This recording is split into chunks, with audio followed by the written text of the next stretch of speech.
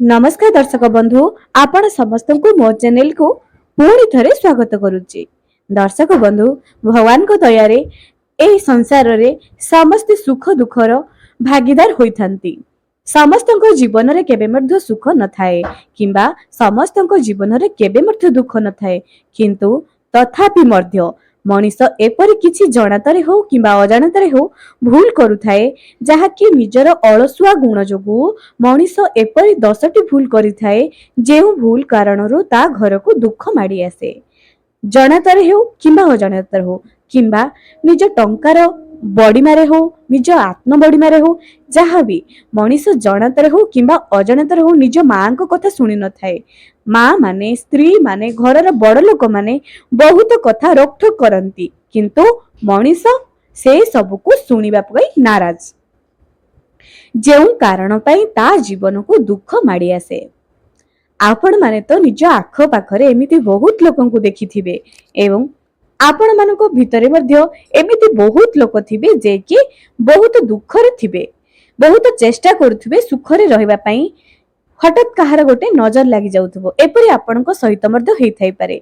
सब किछि ठीक ठाक चलिथिबो, किंतु हठात काहेकि के जानि दुख चली आसीबो आपण जानि मध्य पारिबे नाही। ए सबुर कारण निज साई पड़िशा नुहंती किंबा कौनसी शत्रु नुहंती।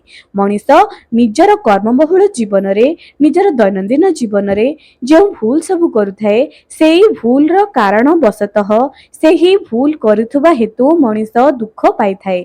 एही दुख को जदि मनीष चाहिबो निश्चय बदलै पारिबो। निज दैनंदिन जीवन रो छोटिया छोटिया भूल को जदि मनीष चाहिबो निश्चय बदलै पारिबो।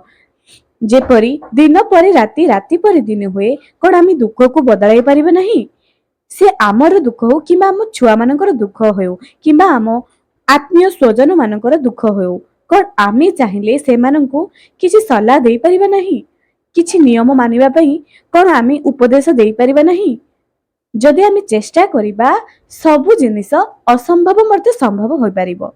केवल मनीषर उद्यम आउ चेष्टा एवं बहुत समय पर्यंत धैर्य, जदि से धैर्य रहिबो एवं निरंतर प्रयास करिबो निश्चय भल हबो। केवल कर्म को आमे जदि देखिबा, केवल कर्म कर देले आमे केबे सुखरे रहि परबा नाही किमा आमे धनवान हो परबा नाही। छोटिया छोटिया भूल मध्य जाकि दैनंदिन जीवन रे आमे करि देउचे से सब को सुधारबा पई पड़िबो। तेबे आपण मनकु मोर अनुरोध जे वीडियो को निहाती देखंतु एवं केउ 10टी भूल पाई मनीषर जीवन को दुख माड़ी आसे से सब को जदि आपण माने करूछंती ताहाको एड़ाई दियंतु।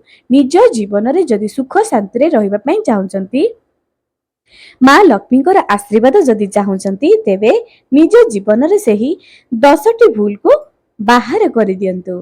तेबे चलंतु जानिबा कौन सेही 10टी भूल। दर्शक बंधु ता आगुरु मोर आपण मानकु अनुरोध जे वीडियो को निहाती शेष पर्यंत देखंतु।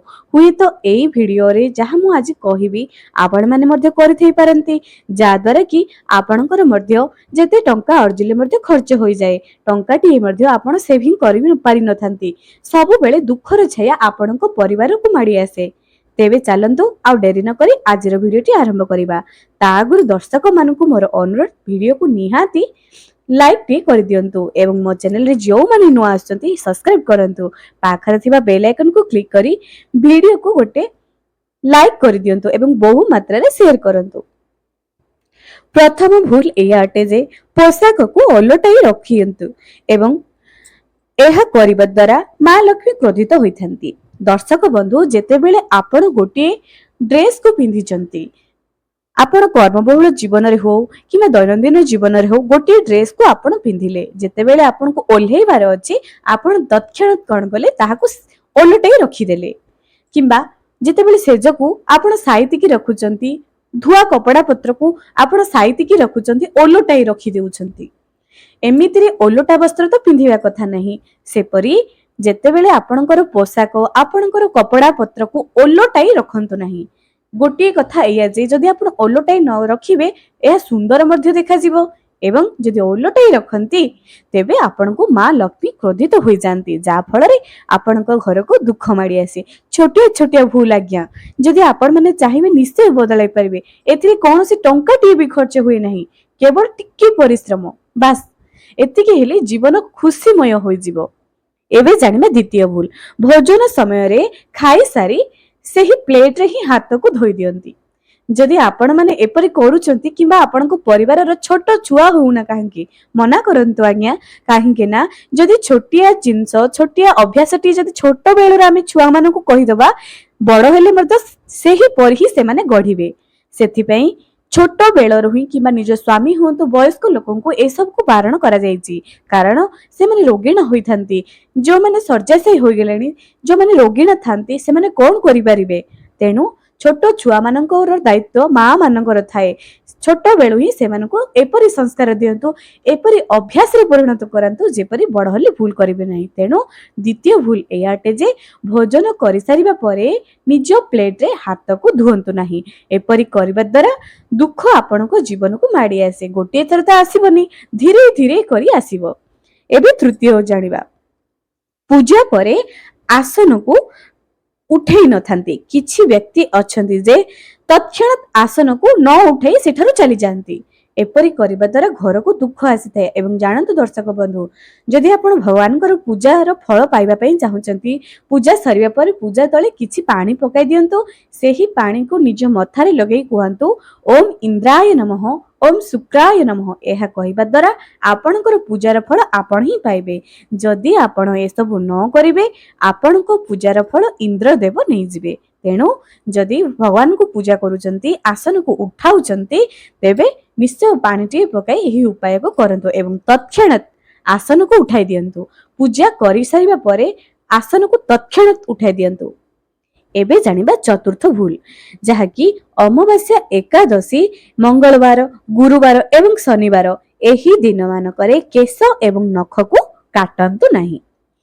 ଆପଣମାନେ ମୋ ଚ୍ୟାନେଲରେ ଏମିତି ବହୁତ ଭିଡିଓ ଦେଖିଥିବେ ଯାହାକି ଗୋଟିଏ ଜୀବନକୁ ସୁଖମୟ କରିଦେବ। ସେହିପରି ଏହି ଦିନ ମାନଙ୍କରେ ତେଲ ଲଗାନ୍ତୁ ନାହିଁ, କେଶ ଏବଂ ନଖକୁ କାଟନ୍ତୁ ନାହିଁ। ପୁରୁଷମାନେ ନିଜ ଦାଢ଼ିକୁ ମଧ୍ୟ ସଫା କରନ୍ତୁ ନାହିଁ। ତାପରେ ଏଇଆ ଜାଣିବା ଯେ ସକାଳୁ ଉଠୁ ଉଠୁ ନିଜ ସେଜକୁ ସାଇତିକି ରଖନ୍ତୁ। ଏମିତି ବହୁତ ମହିଳା ଅଛନ୍ତି, ବହୁତ ବ୍ୟକ୍ତି ଅଛନ୍ତି, ସକାଳୁ ଉଠି ପଡ଼ିବେ କିନ୍ତୁ ନିଜ ସେଜକୁ ସାଇତିକି ରଖିବେ ନାହିଁ। ଏପରି ନ କରିବା ଦ୍ୱାରା ଘରକୁ ଦୁଃଖ ଆସିଥାଏ। କୌଣସି ନା କୌଣସି ରୂପରେ ହେଉ, ଆପଣ କେବଳ ଭାବୁଥିବେ ଯେ ଆମ ଘରେ ତ ଅର୍ଥ ଅଛି, ଆମ ଘରେ ଦୁଃଖ କାହିଁ? ନାହିଁ ଆଜ୍ଞା, ହୁଏତ ତାହା ରୋଗରେ ଆସିପାରେ, ହୁଏତ କିଛି ବି କାରଣ ହୋଇଥାଇପାରେ। ଆପଣମାନେ ନିଜ ଘରର ପ୍ରତ୍ୟେକ ସ୍ଥିତିକୁ ଅନୁଧ୍ୟାନ କରନ୍ତୁ। ଯଦି ଆପଣମାନେ ମଧ୍ୟ ଏହି ଭୁଲ କରୁଛନ୍ତି, ଏହାକୁ ବନ୍ଦ କରିଦିଅନ୍ତୁ। ଏବଂ କିଛି ଲୋକ ଏଇଆ ମଧ୍ୟ ଅଛନ୍ତି ଯେ ଖାଲି ହାତରେ ମନ୍ଦିରକୁ ଚାଲିଯାଆନ୍ତି। ଏହା ସବୁଠାରୁ ବଡ଼ ଭୁଲ ଅଟେ। ଅଳସୁଆମୀ ଗୁଣ ଯୋଗୁଁ ଖାଲି ହାତରେ ମନ୍ଦିର ଚାଲିଯାଆନ୍ତି ବହୁତ ବ୍ୟକ୍ତି ବିଶେଷ। କିଛି ନହେଲେ ବି ପାଣିଟିଏ ନେଇକି ଯାଆନ୍ତୁ, ଗୋଟିଏ ଦୀପ ହେଉ, ଧୂପକାଠି ବି ହେଉ କିମ୍ବା କିଛି ଫୁଲ ହେଉ, ଖାଲି ହାତରେ ଭୁଲରେ ବି ମନ୍ଦିରକୁ ଯାଆନ୍ତୁ ନାହିଁ। ଏପରି କରିବା ଦ୍ୱାରା ନିଶ୍ଚୟ ଘରକୁ ଦୁଃଖ ମାଡ଼ି ଆସେ। ଯେ ହେଉଛନ୍ତି ପରମାତ୍ମା, ଯେ ଆମକୁ ସବୁ କିଛି ଦେଇଛନ୍ତି, ତାଙ୍କ ଦ୍ୱାରକୁ ଯିବା ସମୟରେ କଣ ଗୋଟିଏ ଫୁଲର ମଧ୍ୟ ଆମର ସାହାଯ୍ୟ କରିପାରିବା ନାହିଁ? କଣ ଛୋଟିଆ ଫୁଲଟିଏ ନେବା ପାଇଁ ମଧ୍ୟ ଆମେ ଚେଷ୍ଟା କରିପାରିବା ନାହିଁ? ତେଣୁକରି ଦର୍ଶକ ବନ୍ଧୁ, ନିଜର ହିଁ ଭଲ ହବ। ଦକ୍ଷିଣ ଦିଗକୁ ମୁହଁ କରି ପୂଜା ପାଠ କରନ୍ତୁ ନାହିଁ। ଦକ୍ଷିଣ ଦିଗକୁ ମୁହଁ କରିକି ନା ରୋଷେଇ କରିବେ, ନା ପୂଜା ପାଠ କରିବେ, ନା ଭୋଜନ କରିବେ। ଏପରି ଭୁଲରେ ମଧ୍ୟ କରନ୍ତୁ ନାହିଁ। ଦର୍ଶକ ବନ୍ଧୁ, ଏପରି କରିବା ଦ୍ୱାରା ଆପଣଙ୍କ ଘରେ ଅର୍ଥହାନି, ଧନହାନି ଏବଂ ବହୁତ ଅଶୁଭ ପରିଣାମ ଭୋଗିବା ପାଇଁ ପଡ଼ିଥାଏ। ତାପରେ ଜାଣିବା, ଉତ୍ତର ଦିଗକୁ ମୁଣ୍ଡ କରି ମଧ୍ୟ ଶୋଇବା ପାଇଁ ମନା କରାଯାଇଛି। ଉତ୍ତର ଦିଗକୁ ମୁଣ୍ଡ କରି ଶୋଇଲେ ଆୟୁଷ ହାନି ହୋଇଥାଏ ବୋଲି ଶାସ୍ତ୍ରୀୟ ପ୍ରମାଣ ଅଛି। ଏବଂ ଏହି ଦିଗକୁ ମୁଣ୍ଡ କରି ଶୋଇଲେ ଘରକୁ ଦୁଃଖ ଆସେ। ଆପଣଙ୍କ ଘରର ଯେ କୌଣସି ବି ମଣିଷ ହଉନନ୍ତୁ ନା କାହିଁକି, ଉତ୍ତର ଦିଗକୁ ମୁଣ୍ଡ କରି ଶୋଇବା ପାଇଁ ମନା କରିଦିଅନ୍ତୁ। ଉତ୍ତର ଦିଗକୁ ମୁଣ୍ଡ କରି ଶୋଇବା ଦ୍ୱାରା ଆପଣଙ୍କ ଘରେ ଅନେକ ଦୁଃଖର ସମସ୍ୟା ଆପଣମାନେ କରିପାରନ୍ତି। ଘରର ଦୁଆର ବନ୍ଧ ଏବଂ ଏରୁଣ୍ଡିରେ ଠିଆ ହୋଇକରି ଟଙ୍କା ଦେବା ନେବା କରିବା। ଆପଣଙ୍କ ଘରକୁ ଯଦି କେହି ଜଣେ ଆସିଛନ୍ତି ଟଙ୍କା ମାଗିବା ପାଇଁ, ଆପଣ କଣ କରନ୍ତି, ଘର ଦୁଆର ମୁହଁରେ ଥାଇକି ହିଁ ତାଙ୍କୁ ଟଙ୍କା ଦେବା ନେବା କରିଦିଅନ୍ତି। ଆପଣ ଯଦି କ୍ଷୀର ବାଲା ଆସୁଛି କିମ୍ବା ପେପର ବାଲା ଆସୁଛି, ଯେ ବି ଘରର ଦୁଆର ବନ୍ଧରେ ଛିଡା ହୋଇ ଟଙ୍କା ଦେବା ନେବା କରନ୍ତୁ ନାହିଁ। ଆଉ ଟିକେ ଜାଗାକୁ ଆପଣ ଆଗେଇ ଚାଲନ୍ତୁ। କିଛି ଦାଣ୍ଡ ଦୁଆର ମୁହଁରୁ ଟିକେ ଦୂରକୁ ଚାଲି ଯାଆନ୍ତୁ, କିନ୍ତୁ ଦାଣ୍ଡ ଦୁଆର ବନ୍ଧରେ ରହି ଟଙ୍କାଟିଏ ମଧ୍ୟ ଦବା ନବା କରନ୍ତୁ ନାହିଁ କିମ୍ବା କୌଣସି ଜିନିଷର ମଧ୍ୟ ଦବା ନବା କରନ୍ତୁ ନାହିଁ। ଜୋତା ଏଠି ସେଠି ପକାଇ ରଖିଥାନ୍ତି। ଏମିତି ଆପଣ ବହୁତ ଘର ଦେଖିଥିବେ ଯେ ଗୋଟିଏ ଜାଗାରେ ଜୋତା ରହିନଥିବ, ସଦା ସର୍ବଦା ଏଣେ ତେଣେ ହୋଇ ପଡିଥିବ। ଏପରି କରିବା ଦ୍ୱାରା ମା ଲକ୍ଷ୍ମୀ କ୍ରୋଧିତ ହୁଅନ୍ତି। ଜଣାତରେ ହେଉ କିମ୍ବା ଅଜାଣତରେ ହେଉ, ଯେଉଁ ବ୍ୟକ୍ତି ବିଶେଷ ମାନେ ନିଜ ଘରେ ଏହି 10ଟି ଭୁଲକୁ କରିଥାନ୍ତି, ତାଙ୍କ ଘରେ ଦୁଃଖର ଛାୟା ସଦା ସର୍ବଦା ମାଡ଼ି ହୋଇଥାଏ। ଦର୍ଶକ ବନ୍ଧୁ, ଏପରି କରିବା ଦ୍ୱାରା ଆପଣଙ୍କର ଟଙ୍କାଟିଏ ମଧ୍ୟ ଖର୍ଚ୍ଚ ହେବ ନାହିଁ। ଦେଖନ୍ତୁ, ଯଦି ଆପଣ ଜୀବନରେ କିଛି ନା କିଛି ସମସ୍ୟାରେ ପଡୁଛନ୍ତି, ତେବେ ଏହି 10ଟି ଭୁଲକୁ ଯଦି ଆପଣମାନଙ୍କ ଘରେ କେହି କରୁଛି କିମ୍ବା ଆପଣ କରୁଛନ୍ତି, ଏହାକୁ ବଦଳାଇ ଦିଅନ୍ତୁ। ଥରେ ଚେଷ୍ଟା ତ କରନ୍ତୁ, ଆପଣଙ୍କ ଜୀବନରେ କେତେ ଯେ ଭଲ ହେବ ଆପଣ କଳ୍ପନା ହିଁ କରିପାରିବେ ନାହିଁ। କେବଳ ଦୁଃଖର କାରଣ ଅର୍ଥ ନୁହଁ, ଏମିତି ବହୁତ କିଛି ଅଛି। ନିଜ ଘରର ଦୁଃଖର କାରଣକୁ ଆପଣ ନିଜେ ମାପନ୍ତୁ ଏବଂ ଘରର ଛୋଟିଆ ମୋଟିଆ ଜିନିଷକୁ ସଜାଡ଼ିକି ରଖନ୍ତୁ। ଦେଖିବେ ଜୀବନ ସୁଖମୟ ହୋଇଯିବ। ଆଜି ପାଇଁ ରହିଲି, ପୁଣି ଦେଖା ହେବ ଆଗାମୀ ଭିଡିଓରେ। ଜୟ ଜଗନ୍ନାଥ।